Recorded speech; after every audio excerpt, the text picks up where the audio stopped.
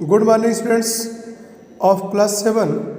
I will start chapter 10 from anaerobic respiration. You know, anaerobic respiration means this respiration occurs in absence of air. मतलब oxygen की ज़रूरत इसमें नहीं होता है, बिना ऑक्सीजन के द्वारा इसमें रेस्पिरेशन होता है। ये खासकर माइक्रो ऑर्गेनिज्म से होता है। इसमें देखिए ग्लूकोज जो होता है वो टूट करके कार्बन डाइऑक्साइड और अल्कोहल में टूटता है और एनर्जी रिलीज करता है। इस इक्वेशन को आप वर्ड इक्वेशन है, अच्छे से लर्न कर लीजिएगा इसको। और हमारी बॉडी में सेल के अंदर अगर ऑक्सीजन की सप्लाई कम रहेगा, मेहनत ज़्यादा करना पड़ रहा है, तो glucose in absence of oxygen muscles में टूट करके ग्लूकोज टूटेगा, लैक्टिक एसिड और एनर्जी में टूटता है। एनर्जी रिलीज होगी और लैक्टिक एसिड बनेगा। ये हमारी बॉडी में होता है। और लैक्टिक एसिड जब ज़्यादा बन जाएगा तो हमारी मसल्स में दर्द होने लगता है, और दर्द होगा तो लोग कहेंगे थक गया है।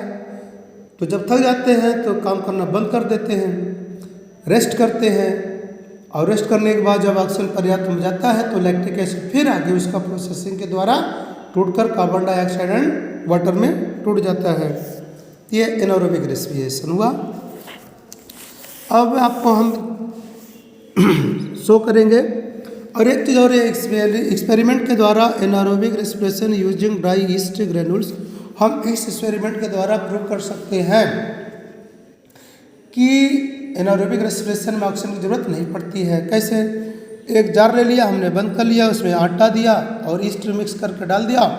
जब ईस्ट इस फूड को सड़ाएगा या रिएक्शन का फर्मेंटेशन होगा, CO2 बनेगा, CO2 बनकर लाइम वाटर में जाएगा, और लाइम वाटर में ये क्या हो जाएगा? लाइम वाटर मिल्की हो जाएगा, प्रूफ हो जाएगा। अब देखिए इन दोनों में क्या क्या डिफरेंसेज हैं। इसमें वो सप्लाई किया जा रहा है ऑक्सीजन, बट इसमें नो सप्लाई ऑफ ऑक्सीजन, तो यहाँ एरोबिक हुआ, ये एनारोबिक हुआ। ओके, अब आते हैं aerobic respiration and anaerobic respiration है। ये बुक में सिंपल लैंग्वेज में दिया है, इसको आप पढ़ लीजिएगा। अब आता है ब्रीथिंग। What is breathing? इसको जानना चाहिए आपको, क्या होता है breathing. Breathing means inhaling and exhaling is called breathing, या एयर को नाक के द्वारा फेफड़े में जाना, फेफड़े से बाहर आना, फिर जाना, आना जाना, गैसेस का आना जाना नाक के द्वारा, this process is called breathing. और ब्रीथिंग जो होता है एक फिजिकल प्रोसेस होता है। इसमें जो एनर्जी होती है वेस्ट होती है, या एनर्जी जो होती है वो यूज किया जाता है। ओके, तो इसमें दिया देखिए इनहेलेशन और एक्सहेलेशन। ब्रीथिंग रेट का मतलब कि पर मिनट में कितने टाइम से सांस अंदर बाहर हुई, this is called breathing rate. Okay children, और आगे देखिएगा, यहाँ एक्सपेरिमेंट में है to compare the carbon dioxide content of inhaled and exhaled air. Understood? तो वो जब क्लास चलेगा मिलेंगे तो हम डायरेक्ट शो करके दिखाएंगे। अब आते हैं ब्रीथिंग और रेस्पिरेशन में डिफरेंस दिया हुआ है, इसको आप लोग पढ़ लीजिएगा। अब आता है ह्यूमन रेस्पिरेटरी सिस्टम, क्योंकि अगर ब्रीथिंग होना है, रेस्पिरेशन होना है, तो उसके लिए आर्गन जरूरी है। तो आर्गन कैसे क्या क्या होते हैं? तो ह्यूमन रेस्पिरेटरी सिस्टम में रेस्पिरेटरी ट्रैक्ट और रेस्पिरेटरी आर्गन होता है। रेस्पिरेटरी ट्रैक्ट का मतलब कि रास्ता, मतलब ऑक्सीजन कैसे जाता, कहाँ कहाँ जाता है यार। ट्रैक्ट में आते हैं नोस्ट्रिल, जिसको नाक बोलते हैं, और नेजल पैसेज, जिसको निकुरा बोलते हैं, जो ऊपर उठा हुआ भाग है उसको नेजल पैसेज बोलते हैं। निकुरा में जिसको नोज बोलते हैं, नोज पूरा पोर्शन जो फूला हुआ होता है, भरा हुआ होता है, उसको हम लोग सामान्य भाषा में नोज बोलते हैं, और उसमें जो दो होल होते हैं उसको नोस्ट्रिल बोलते हैं। नेजल पैसेज, और इसको कहीं कहीं हमारे यहाँ निकुरा भी बोलते हैं।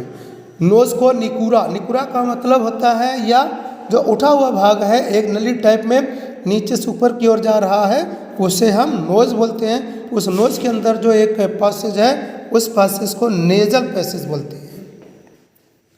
फेरिंग्स, फेरिंग्स एक प्लेस है जहाँ पर हमारा नाक का रास्ता और मुंह का रास्ता दोनों एक ही चैम्बर में खुलते हैं। फिर उसी चैम्बर से दो अलग अलग नलियाँ निकलती हैं। एक फूड को स्टमक में ले जाएगी, एक नली उसको विंड पाइप बोलते हैं, वो लंग्स में ले जाती है। तो फेरिंग्स एंड ट्रैकिया हमको ज़रूरत है, ट्रैकिया पर चलेंगे। ट्रैकिया, ट्रैकिया मतलब विंड पाइप जो हवा को लंग्स में ले जाती है उसे ट्रैकिया कहते हैं। फिथा ब्रोंकाई या ब्रोंकियोल्स, जो ट्रैकिया होती है कई बहुत सारे ब्रांचेस में टूट करके छोटी छोटी नलियाँ बनाती है और उसे ब्रोंकाई, और ब्रोंकाई आगे ब्रांचिंग करके ब्रांकियोल में टूटता है।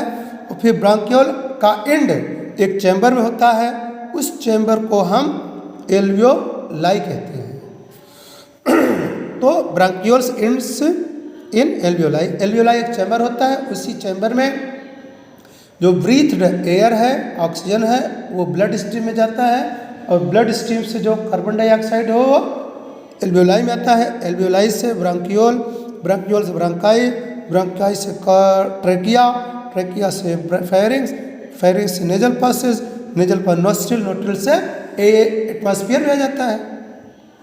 ये हो गया। तो